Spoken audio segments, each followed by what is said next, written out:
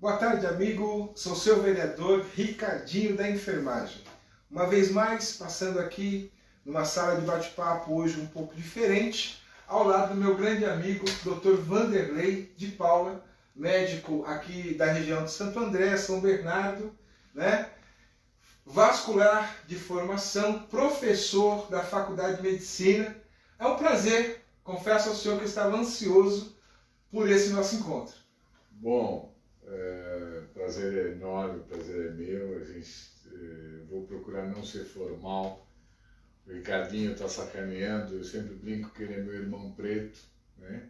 Eu conheço há quase 20 anos já, nós vamos parecer velhos aqui. Isso aí. E a gente teve a oportunidade de trabalhar com o Ricardinho no Hospital Mário Covas, quando abriu o Hospital Mário Covas. Você era auxiliar de enfermagem. Acompanho a trajetória do Ricardo, vira e mexe, ele convida a gente para participar de umas vezes, ele já fez eu falar até de próstata dentro da igreja, e foi um prazer para a gente estar aí. Então, no que a gente puder ajudar o Ricardo e ajudar a população de Mauá de uma forma geral, no que a gente puder em conhecimento de saúde, a gente vai estar sempre à disposição. Ricardo. Maravilha. Mestre, já estamos há quase 100 dias, ou um pouco mais de 100 dias, vivendo essa pandemia. E eu tenho sempre colocado que a informação correta, ela é o melhor remédio. Eu trago uma admiração também pelo senhor, porque eu sei que em 2009, na época da H1N1, o senhor estava praticamente na linha de frente, coordenando pesquisas, inclusive. Se eu estiver errado, o senhor me corrija. E com excelência, o senhor e a sua equipe conseguiram direcionar um tratamento onde foi espelho para outras cidades, inclusive. E conseguimos vencer a H1N1. De repente, nós fomos surpreendidos no começo do ano, final do ano passado, por uma doença chamada Covid-19, que estava em outro país. Meados do carnaval, houve-se um rumor que essa doença estaria no Brasil, e enquanto parlamentar eu posso ousar a dizer que os governos erraram em permitir o carnaval naquele momento, porque o maior pico, o maior índice de disseminação dessa doença no Brasil foi em São Paulo e no Rio de Janeiro, quando houve o carnaval. Mas, pois bem, essa conta ficou para a gente. Na sua visão enquanto médico, o que o senhor orienta a população? O que o senhor diria para a população nesse momento, principalmente de flexibilização, de que nós estamos vivendo, os comércios estão voltando a trabalhar, estão pensando em reabrir as escolas. Na sua visão, o que o senhor diria, o que o senhor falaria para a população que nos assiste nesse momento? Bom, Ricardo, você fez várias perguntas ao mesmo tempo.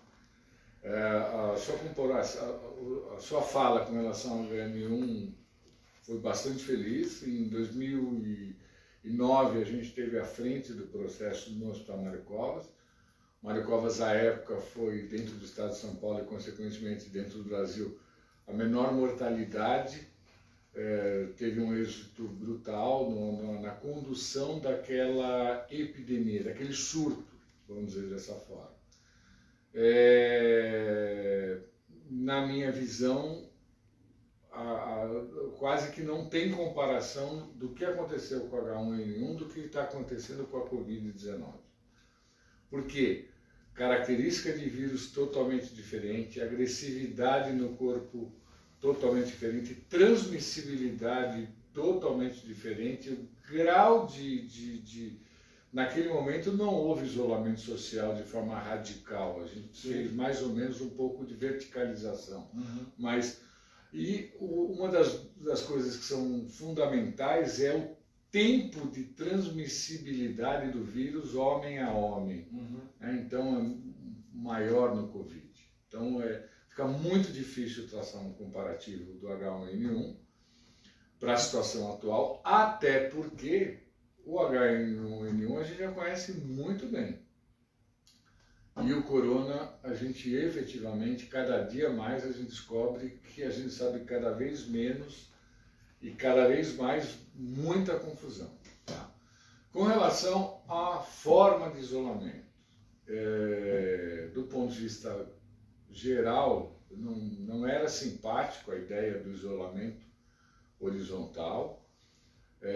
Toda vez que eu falo isso, aquelas pessoas que têm o viés político acabam falando assim, ah, legal, ele não é a favor. Não, calma, eu não sou fã, só que não tem outra saída. Infelizmente, não tem outra saída. Vários amigos falam assim, ah, você vai isolar todo mundo, vai morrer todo mundo de fome. Tá bom, só que vai morrer todo mundo de Covid. Assim, a mortalidade de Covid vai ser muito maior. Entendi. Então, nesse aspecto, eu não tenho dúvida que a necessidade a gente começa a ver muita gente passando muita necessidade. Sim. A própria economia está um caos, a gente vai enfrentar problemas assim, a sequela vai ser muito grande. Então, eu acho que tem que ser uma abertura muito consciente. Uhum. Tá? Você levantou a hipótese do carnaval, naquele momento a gente não tinha ideia do que viria pela frente. Entendi. Eu acho que a ideia que surgiu em novembro na China, de que era uma coisa, eles conseguiram fechar o Wuhan, um regime político totalmente autoritário, que conseguiu fechar totalmente. E as notícias, eu até agora fico em dúvida sobre o que chegou para a gente naquele momento. Uhum. Né? Então aquilo fez a gente ter uma certa segurança. Falar, não, poxa, ela não está sendo... Quando a coisa chegou aqui, eu me enganei. Entendi. Eu tenho, assim, a humildade de falar, eu tinha um julgamento que ia ser uma coisa leve e me assustei. Entendi.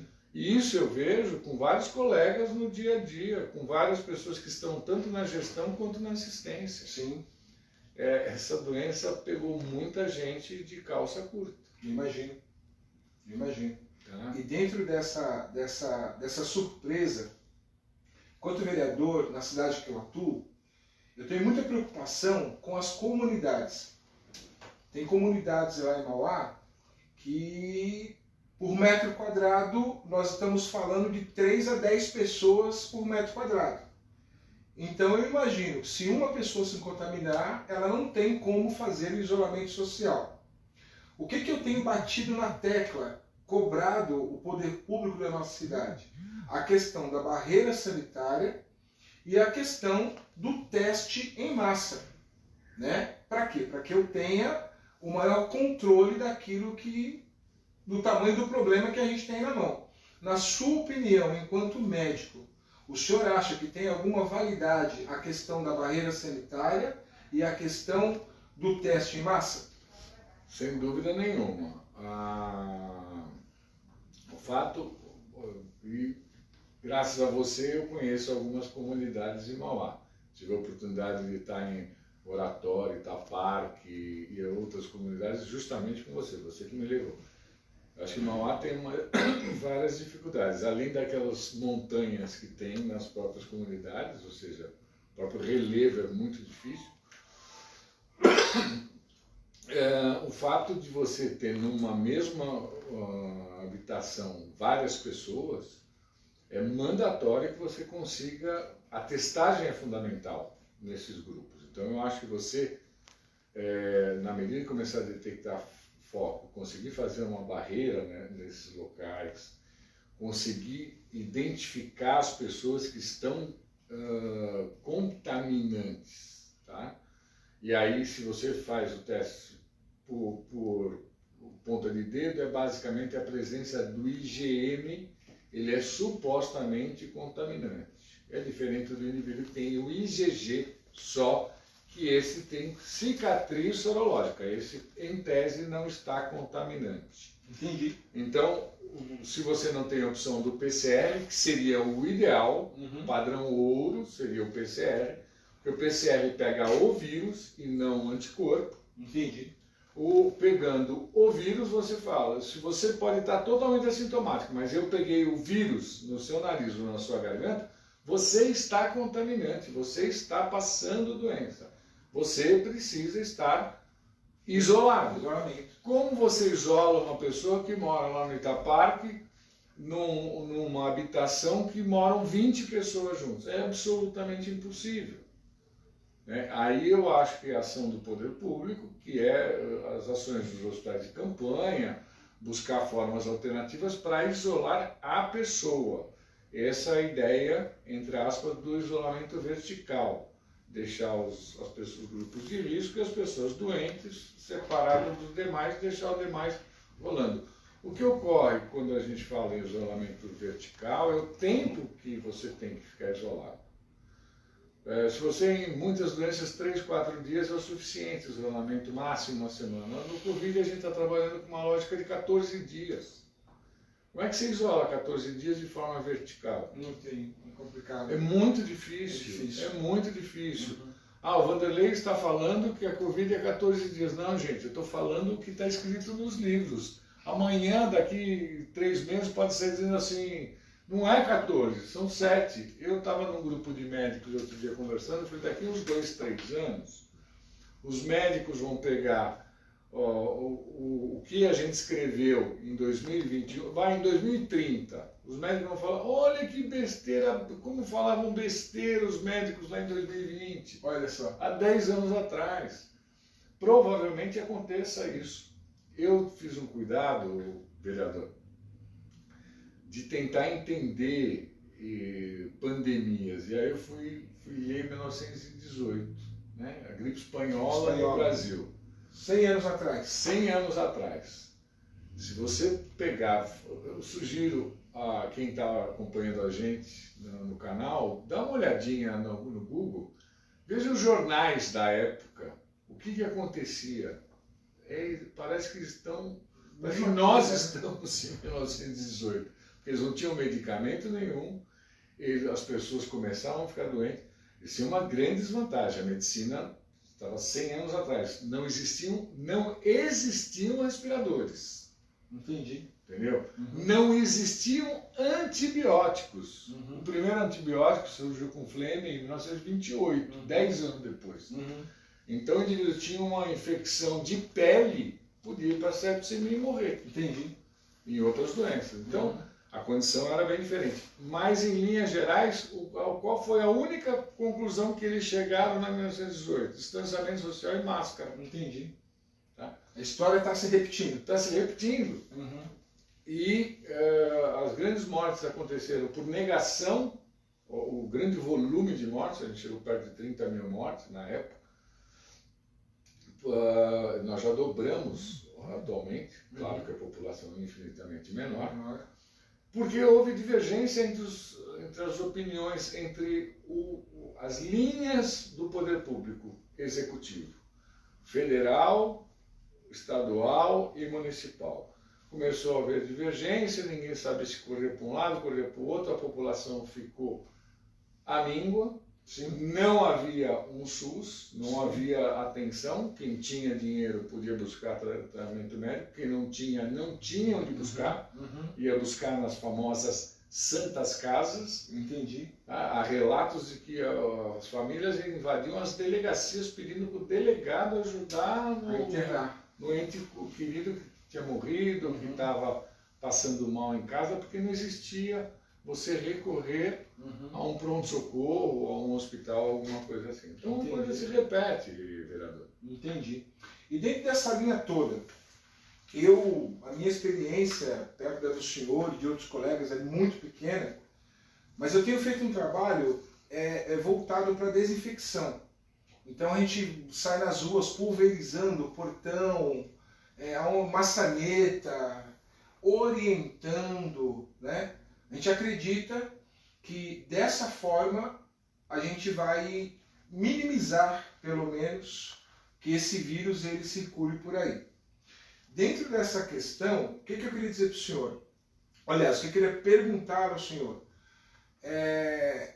Existe uma grande interrogação em cima da indústria farmacêutica, né? Isso eu tiro pela minha mãe. Minha mãe é diabética, de base já, e o endocrinologista dela passa os remédios básicos. E um dia eu perguntei, eu falei, escuta, Não tem outra coisa, não tem outra medicação, não tem nada que supere isso aí, que você encontra em qualquer farmácia, tanto que a farmácia popular, quando você não tem a receita, ela te vende a medicação por R$5, R$10. Não tem uma coisa mais forte? Ele falou, tem, desde que você tenha a condição de pagar. Aí vem essa grande discussão em cima da cloroquina, né? Aí alguém diz, mas a cloroquina ela dá arritmia, ela dá isso, ela dá aquilo, mas outras doenças, como o lúpus, por exemplo, vários pacientes são tratados com hidroxicloroquina, né? O que eu questiono, na sua opinião, como médico? Isso seria uma briga da indústria farmacêutica ou realmente essa medicação, se não der a cloroquina, não tem o que dar para esse paciente que está doente por Covid? Bom, vamos dividir o que você me questiona em duas partes. Certo. Uma parte com relação à contaminação pelo vírus no meio ambiente, de uma forma geral. Da mesa, no corrimão da escada, na porta do banheiro de um supermercado, de um hospital, de alguma coisa assim. A gente tem duas formas de higienização. Uma é mecânica, que é água, sabão, sabonete, sabão em pedra, o que tiver. Mecanicamente. Eu lavo as mãos, eu lavo entre os dedos, que é a melhor, certo. Mecanicamente. A mesma higienização você pode fazer quimicamente. Certo. Então, nas mãos está preconizada aqui, olha lá, vou fazer propaganda da clínica, o álcool gel, aqui. Tá? Perfeito, maravilhoso. Do meio ambiente, eu acho que existe uma série de substâncias que promovem a higienização. O importante é você efetivar a limpeza. Entendi. Com cloro, com o hipoclorito hipoclorito, lisoforme, com cândida, com o que você tiver de antisséptico, de uma forma geral, tende a ter um bom resultado. Bacana. Tá? Então, não vejo nada. Estamos no caminho, então. Perfeito. Parabéns. Com relação a medicamentos, eu não gostaria de entrar nessa seara, até porque já assumiu um aspecto político. Entendi. De qualquer forma, o que eu vou te falar é a experiência que a gente está tendo acompanhando o processo desta doença em vários centros. Fundamentalmente, a gente acompanhou o que está acontecendo em São Caetano, o que está acontecendo em São Bernardo, o que está acontecendo aqui em Santo André. Aqui em Santo André, muito próximo à experiência do que os colegas tiveram no hospital de campanha.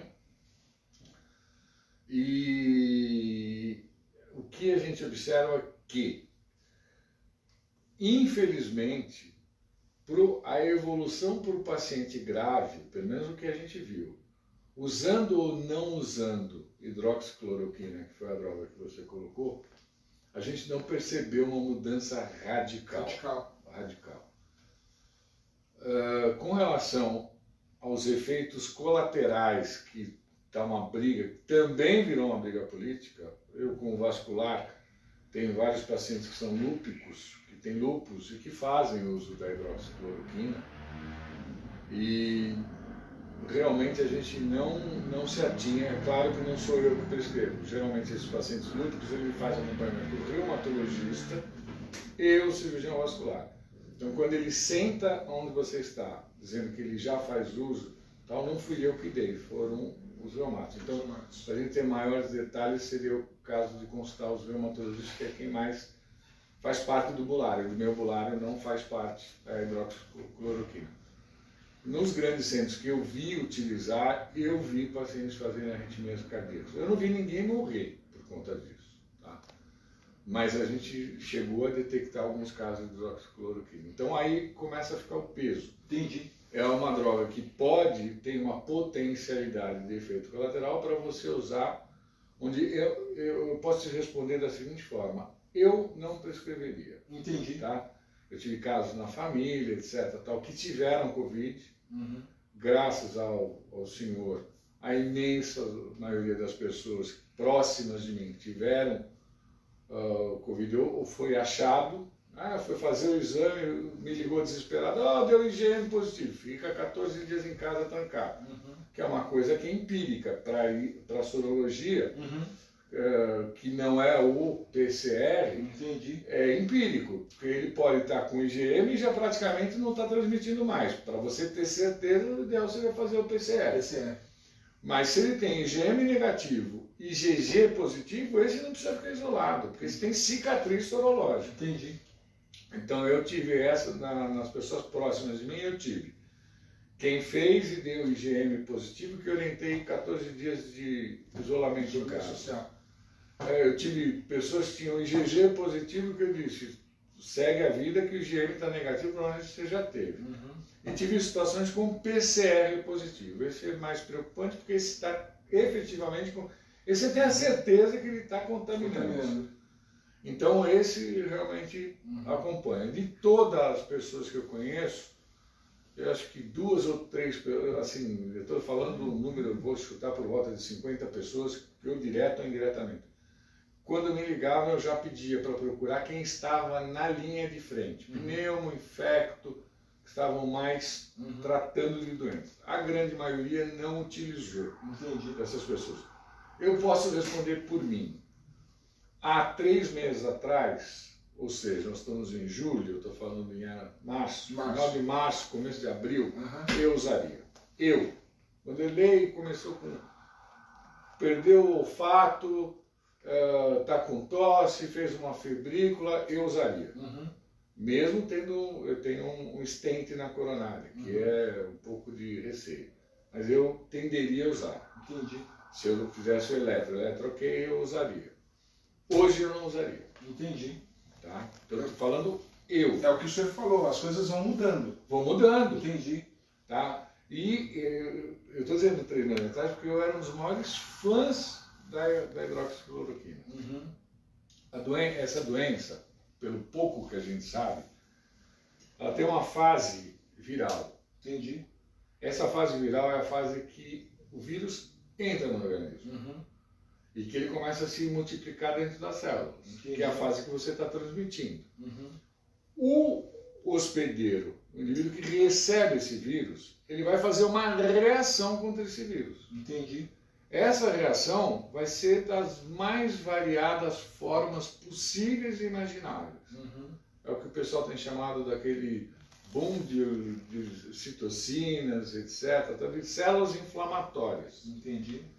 Isso, então, no primeiro momento, o vírus está replicando, ele vai começar a cair e vai começar a subir essas células inflamatórias.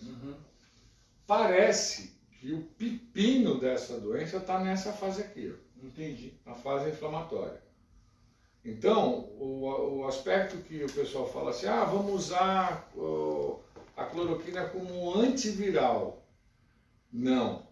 A minha visão e a minha esperança em usar a cloroquina era de forma precoce, como todo mundo está falando, mas na parte inflamatória. A gente tinha uma ideia que ela ia conseguir modular essa parte inflamatória. Isso eu não consegui ver nas pessoas que tiveram uma evolução grave da doença. Não conseguia ver a cloroquina fazer esse efeito. Tanto aqui, de impedir a replicação viral, quanto nessa segunda fase. Você ia perguntar alguma coisa agora? Não? Só para a gente encerrar. E o anticoagulante? Aí eu acho que essa é a parte do vascular. Aí já é só praia. Você sabe que eu estava brincando e a gente um pouco antes estava falando isso. Está tendo uma briga para ver de quem é essa doença da especialidade, né? Porque aí chega o infecto e fala assim, não, a doença é do infecto. É um vírus que desencadeia. A doença é do infectologista.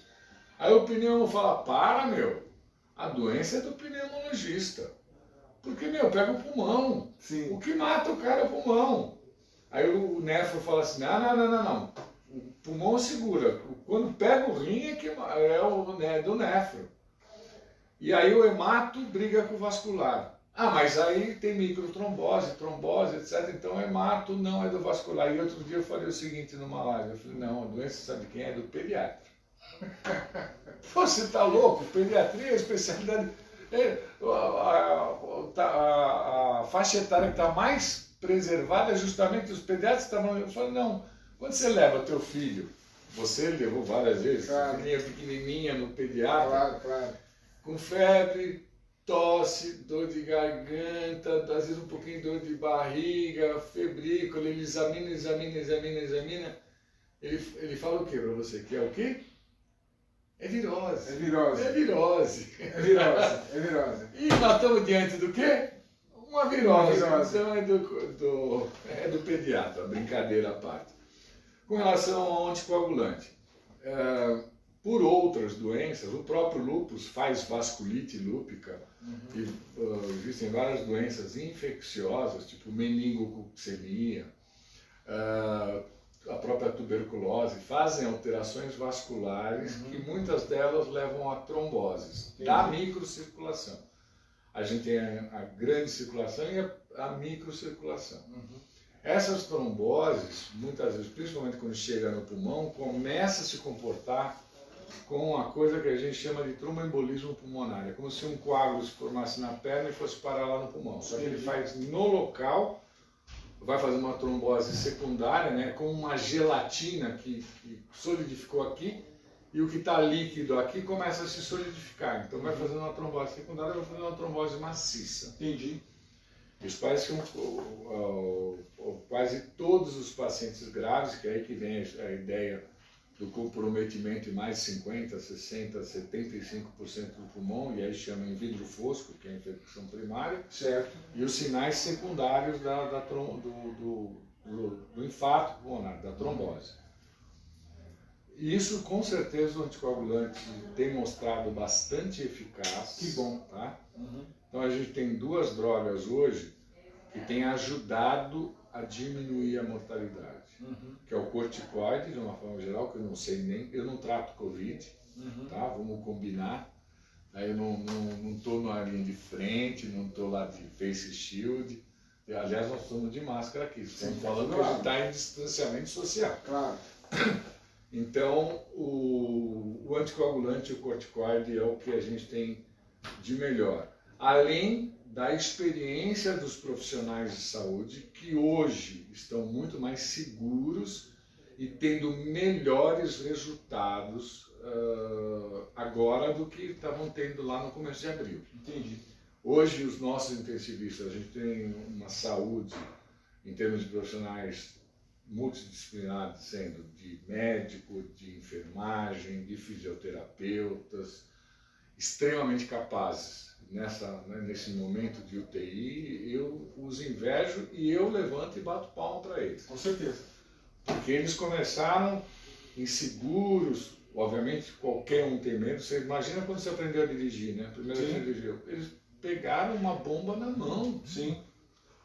E eu, graças a Deus, eu tenho a oportunidade de conviver com vários deles, e você vê hoje que eles tiram de letra, eles sabem lidar com essa doença. Então, um dos grandes fatores que eu imagino no que a gente está tendo redução da morbimortalidade, tanto o tempo de internação quanto a mortalidade, é a capacidade dos nossos profissionais. Sim, sem dúvida. Tá? Se você imaginar um intensivista lá do Nardini, o fisioterapeuta lá do Nardini, auxiliar de enfermagem do Nardini, a segurança que hoje... Eu não estou lá, mas eu não tenho medo, eu não estou falando besteira. Claro. Hoje, dia 15 de julho, é uma segurança. Se você fosse lá dia 7 de abril, começo do negócio, era totalmente diferente. Sem dúvida. Essa segurança, esse nível de saber o momento de fazer a diálise, saber o momento de pôr o indivíduo no tubo, saber o momento de tirar o tubo, eles têm muito mais agora do que eles tinham lá atrás. Eles tiveram que aprender a trocar o pneu do carro com o carro andando. Maravilha. Doutor, quero te agradecer. Imagina. Agradecer ao senhor, agradecer às pessoas que até agora estão nos acompanhando nesta live de esclarecimento, esse bate-papo sobre saúde. Quero encerrar fazendo uma menção aos profissionais de saúde do município de Mauá, em nome da doutora Jaqueline, uma intensivista incrível. Nós já chegamos à marca de mais de 1000 curados na cidade de Mauá. Esta semana a gente acompanhou um caso incrível de um jovem de menos de 30 anos. Ele saiu da UPA, foi para a UTI, 3 dias depois ele já estava mandando um áudio agradecendo porque estava vivo, né? Então, que Deus abençoe a doutora Jaqueline, pode ser que a senhora esteja nos assistindo, aos demais colegas, a doutora Adrian, que está lá na coordenação, na direção do hospital, aos profissionais de saúde, enfermagem, técnicos de enfermagem, enfermeiros, recepcionistas, o pessoal da faxina, tá certo? Todos vocês, tá? Fisioterapeuta, que Deus abençoe vocês. Eu sou o vereador Ricardinho da Enfermagem, sigo na atribuição do meu mandato, trabalhando por você. Muito obrigado, mestre. Muito obrigado, Ricardinho da Enfermagem, vereador. Boa sorte nessa empreitada e a gente tem um grande prazer em participar com você, porque a gente acredita em você. Muito obrigado.